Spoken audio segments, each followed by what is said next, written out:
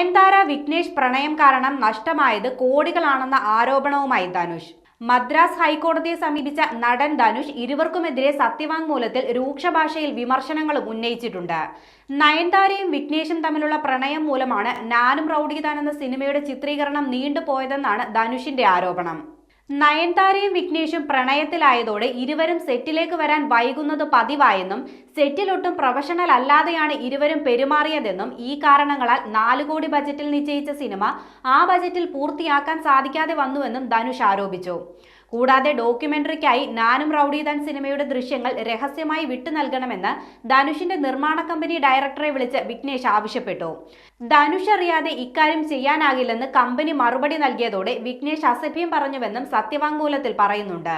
കഴിഞ്ഞ ദിവസം ധനുഷുമായുണ്ടായ തർക്കങ്ങളെക്കുറിച്ചുള്ള നയൻതാരയുടെ പ്രതികരണവും ഏറെ ശ്രദ്ധ നേടിയിരുന്നു. ഒരിക്കലും താൻ നടത്തിയ പ്രസ്താവന ഒരു പബ്ലിസിറ്റി സ്റ്റണ്ട് ആയിരുന്നില്ലെന്നും ഇത് വിവാദമാക്കണമെന്ന് കരുതിയിരുന്നില്ലെന്നും നയൻതാര പറഞ്ഞു.